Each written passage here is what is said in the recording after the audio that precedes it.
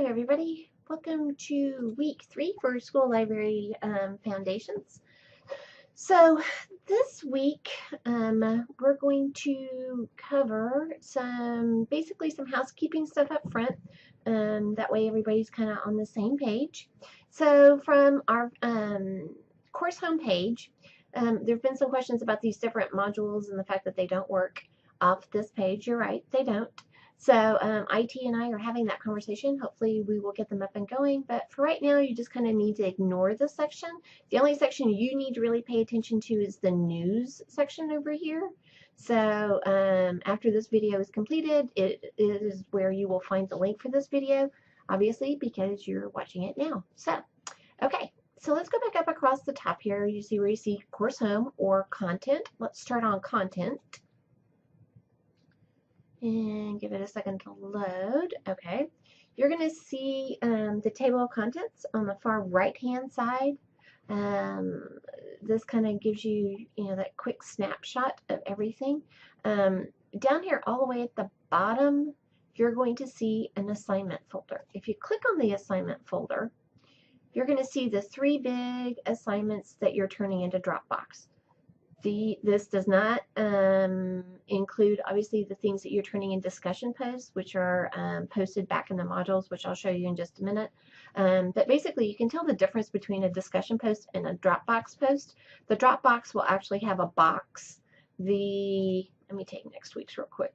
And the discussion posts have like the 2 chat bubbles going back and forth. So that is the biggest difference. When you see one of these, it's just a discussion post. When you see one of those boxes, though, it's something that's going into Dropbox, okay? So something that goes into Dropbox, I'm the only one that sees it. Something that goes out as a discussion post, everybody in our class can see it, and I'm looking for, typically I'm looking for some kind of response from your classmates on what you post. So those are just things that you need to kind of keep in mind as far as the icons go. We get questions about that on occasion, so I wanted to make sure everybody understood the difference between the Dropbox and discussion posts. If you look, whether it's a discussion post or a Dropbox, if you look right below it, you will see the due date and the time that the folder is going to close. For anything that goes into Dropbox, if you try to turn it in, say 10:01, you're going to get an error message back saying there's something wrong. That something wrong is that that box has closed and it's like the lid's down tight, and you're not getting it back open. Remember, we do not accept assignments being emailed to us. That's just for our protection and yours. I can't tell you how many emails I get in a day, and I want to make sure that it's fair to everybody as well. So I know things happen, but you kind of need to plan accordingly and make sure you get all of your stuff turned in on time. Okay. While we're down here, I'm also going to talk quickly about field experience. You're required in this class to have 15 hours of field experience. You need to visit an elementary school, a middle school, and a high school. For this class, it kind of gives you a broad perspective of what each school is like.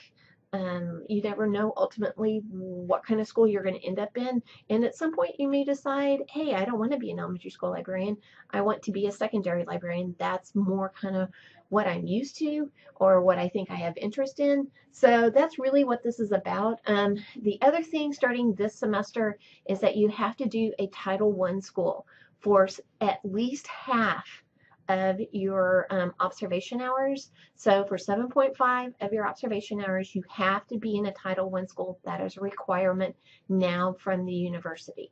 So keep that in mind. If you go, I don't know what a Title I school is, Mrs. Robertson, then that's something that you need to drop me an email and I will gladly explain that. Let's see the other thing. In these observations, or any observations out of the 90 that you do, there are some requirements. The first one being that you have to be observing a highly qualified librarian.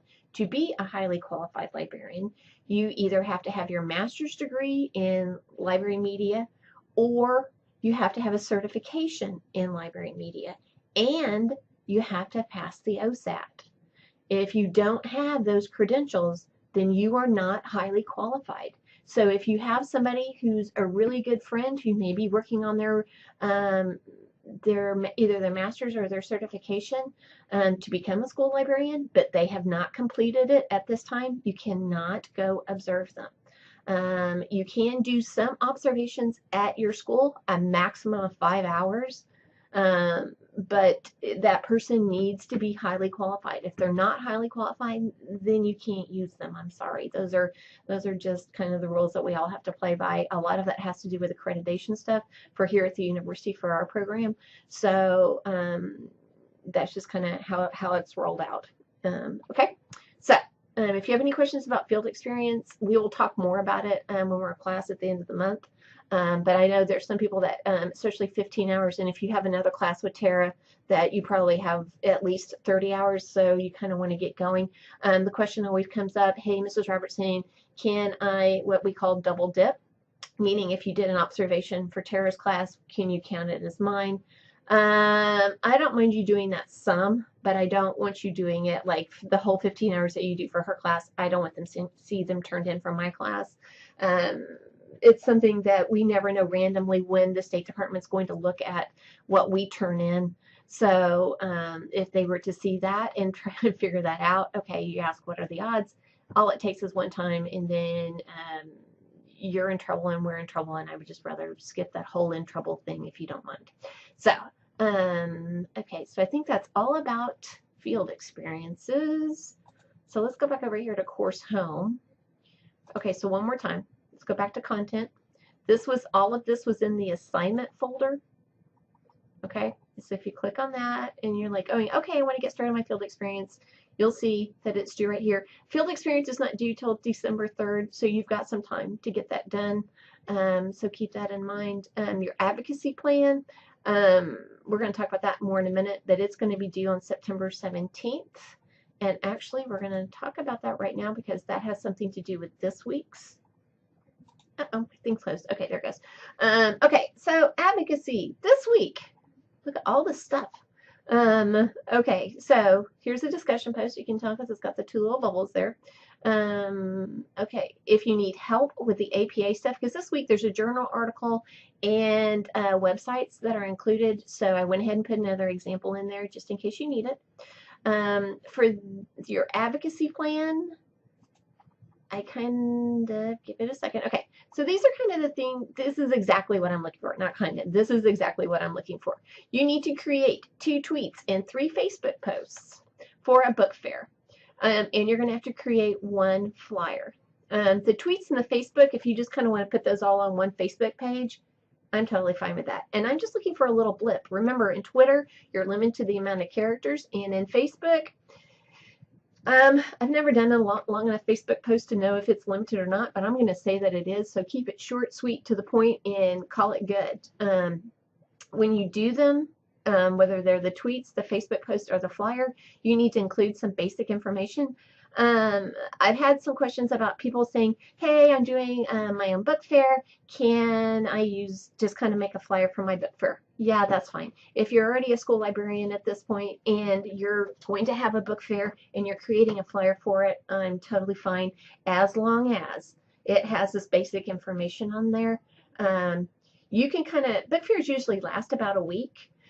So you can pick any week you want. I'm not going to be picky about that. Usually Monday to Friday. Usually get the book fairs delivered to you the week before, and then you usually start on a Monday and go through Friday. Some book fairs you'll notice sometimes people will say, well, I go for 2 weeks.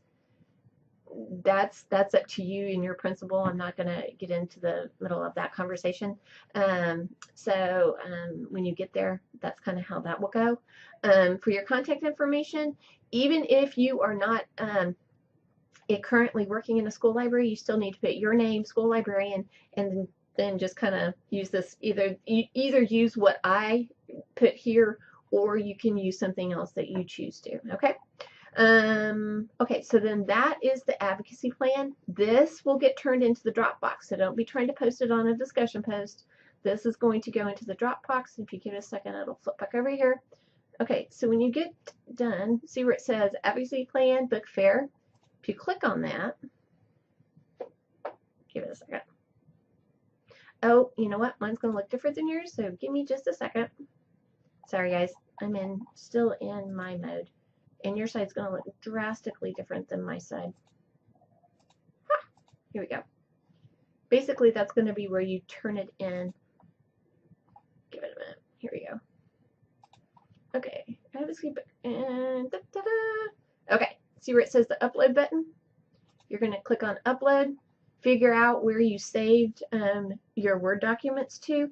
You can upload multiple documents into Dropbox. So, like if you did your tweets and your Facebook posts in one Word document, and then you have your flyer in another Word document, that's fine. You can upload. You don't have to put them into one document. You can upload two different things into Facebook. So, all right, and then when you're done with that, all right, so there's the basic gist of Dropbox. Okay, let's go back now and talk real quick about advocacy. All right, you are your strongest supporter of your program. You know what you do, nobody else does. If you think about it, before you became a school librarian, did you really you may not, well, for those who are in school libraries, you probably didn't actually know what a librarian did all day, every day. Often you would be the teacher that would walk by and think, I'm stuck with these kids from the time they get here to the time they leave. The librarian seems to be doing nothing, sitting at their computer all day. Well, in reality, we're actually doing a whole bunch. We're either prepping lessons, or we're trying to figure out what books to purchase, or there's a wide list of things that librarians do every day. And we're going to talk more about that. But that's kind of when it comes down to advocacy, you are your strongest advocate. If they don't know what you're doing, though, you're going to have problems with trying to get funding or trying to justify the fact that your job is still highly required within the educational community. So, but if you put it out there, what you're doing, and that, hey, this is a happening place.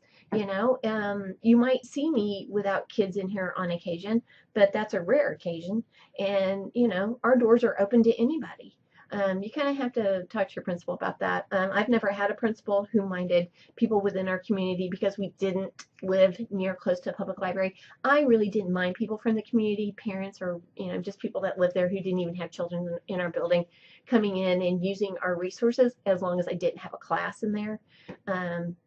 But that's something you have to talk about with your principal, and every situation is going to be unique there. So I'm not going to say that's a blanket, everybody should do that kind of thing. But that's kind of advocacy. If you're not advocating for your library and for all libraries in general, budgets are tight, whether you be a school library, an academic library, meaning university library, or a school library. You know, pennies, there's only so many pennies, and they're going to try to figure out where those pennies are going. If they don't see a value in what you're doing, or even know what you're doing, you're not going to get, well, you may not get any of the pennies, which is how, unfortunately, it's rolling out more and more lately. So that's why we're super strong in advocating. We're going to talk more in class at the end of September about how you can advocate for your library, and kind of ways that if you go to different conferences that you will see them suggest, and ways that Tara and I both have been very successful at advocating for our libraries, and kind of how all of that meshes together. It's certainly more than I want to get into in just a video format right now.